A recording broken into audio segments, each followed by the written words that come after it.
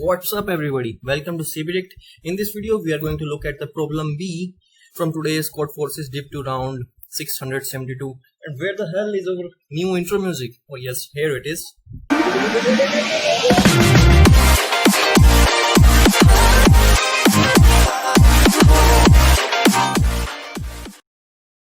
The problem is called rock and lever. Well, it is not much of a use as far as the name is concerned. What the problem says is we have an array of size n and the array elements are all positive integers. We need to find out number of pairs such that for that pair obviously j is greater than I, and if we add the elements present at those two indexes, that should be greater than equal to the XOR operation of those two elements, and we need to find out number of such pairs. Okay, let's see what we can do to solve this problem. Now let's first see the binary representation of any number. Let's say this is a binary number.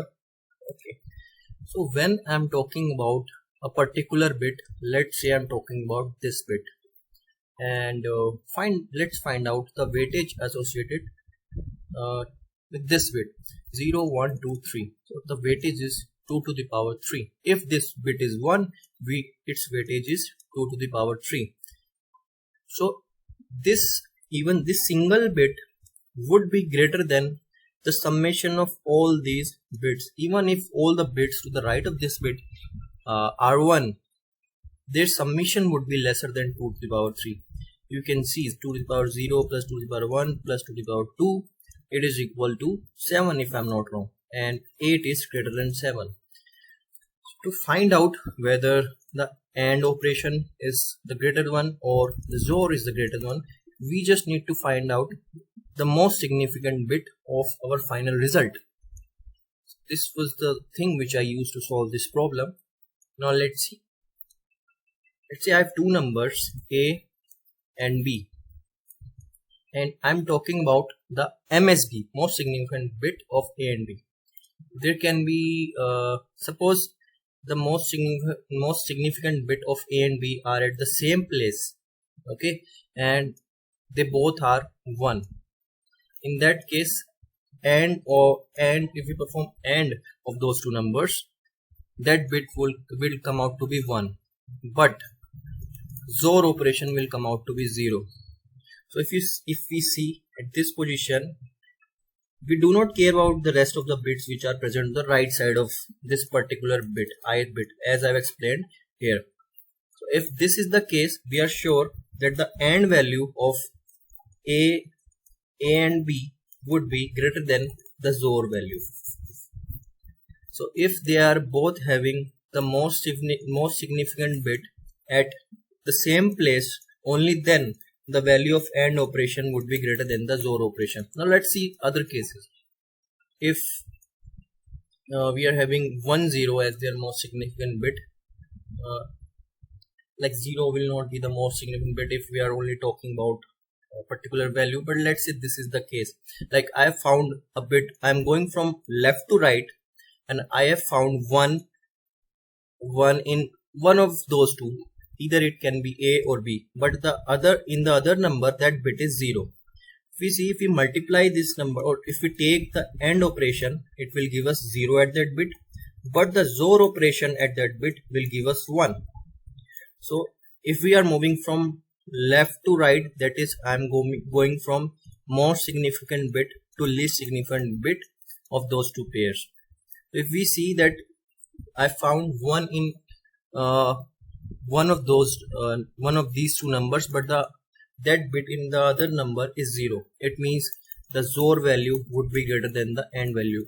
Even if the rest of the bits to the right of this bit are all 1s, the summation of all this would be less than the weightage associated with this bit, and it is having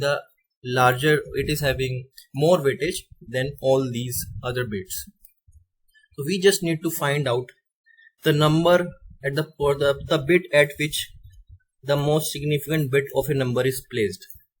If so for a number, suppose I have a number 4100, so only if I am having MSB at the second bit, like I am going from LSB to MSB, and this is the 0th bit, this is the first bit, this is the second bit.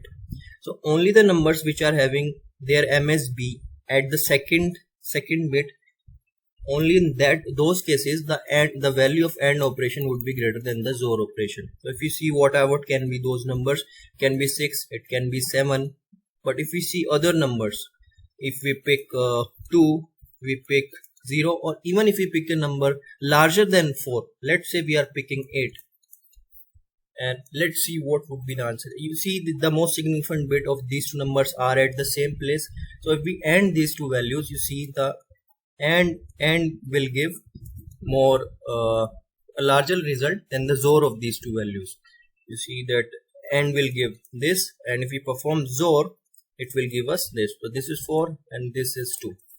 And if we take these two elements, even here we see the MSB of these two numbers are at the same place, so AND will give us the larger value. We consider these two elements, you see that XOR will give the larger value. We can perform the operation, AND will give us 0, but XOR will be giving us 6. You see that their most significant bits are not at the same place.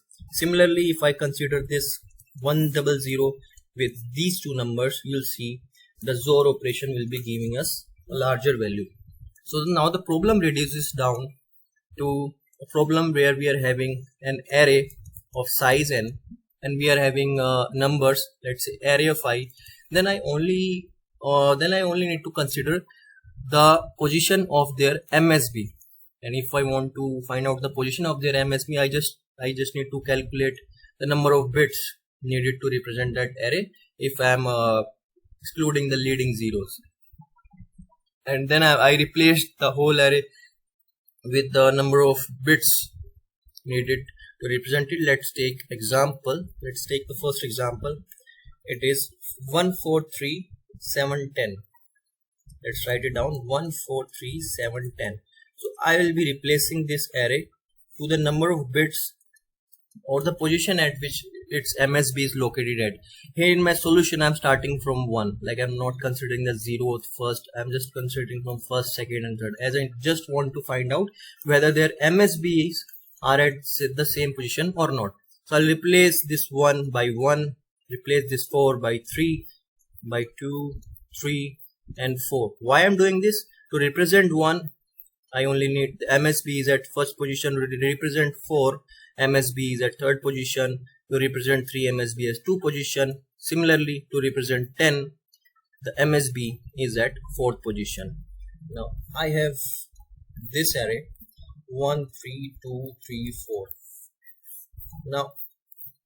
Now what I need to do is, for this one, I just need to find out if there is any element on the right of this element which is also having its MSB at position 1. I see there is no other element having MSB at first position. So for this, the answer is 0. Now I'm considering this element. I see as there is one element here which is also having its MSB at third position. So I add 1 to my answer.